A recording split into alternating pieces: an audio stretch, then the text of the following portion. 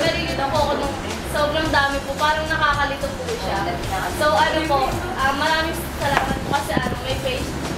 Pasensyoso po siya kasi kahit yung pinapaano niya po sa akin kung paano gawin yung left to right now, kahit di ko nagagawa, tinuturo niya pa rin po. So thank you po kasi nagkaroon po kami ulit ng another opportunity na matuto mag-video editing. Thank you po.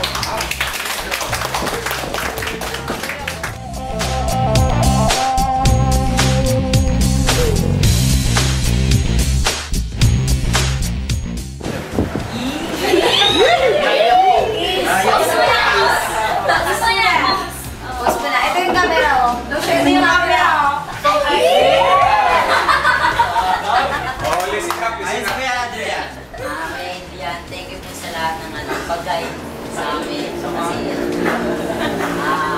marami kang palensya sa amin kasi unang beses pa lang namin nagamit. Siyempre, baguan. Thank you sa lahat ng nalaman namin sa knowledge ng paggawa ng photo editing.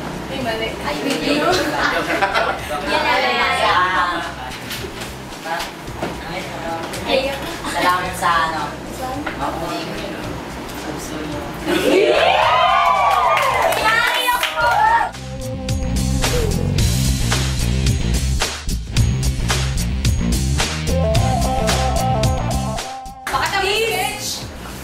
Ito yung unang tinuro sa amin ni Kuya Bray.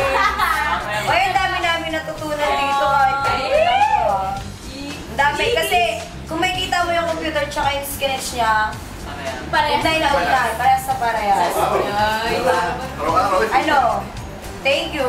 First, hindi ko in-expect na 2 years pa lang siyang nag-edit. Kasi ang galing niya. Ang galing niya. Ang galing niya. Siguro kung kayo siya yung nagturo sa'yo, hindi niya expect.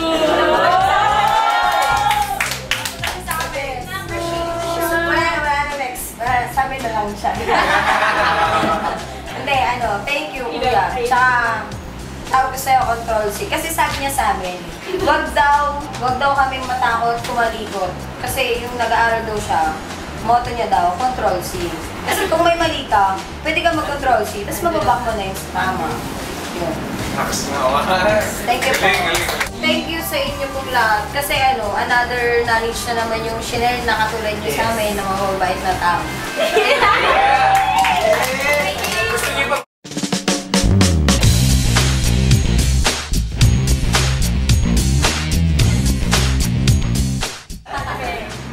Si Ate May, para sa amin, super magaling siya. Super galing siya kasi since 10 years na rin siya nag-work sa Kumbaga lahat ng tanong namin, kasi kami disability talaga kami matuto.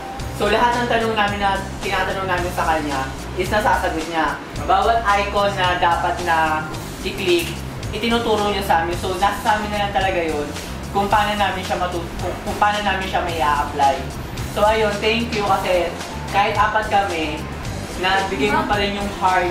Nabigay mo pa rin yung heart mo na magturo sa amin, although kahit yung turo-turo lang, yung patience nandun po. So super thankful po kami kasi dito pa lang marami na kami natutunan. What more pa kaya kapag nag one-on-one na kami ng computer.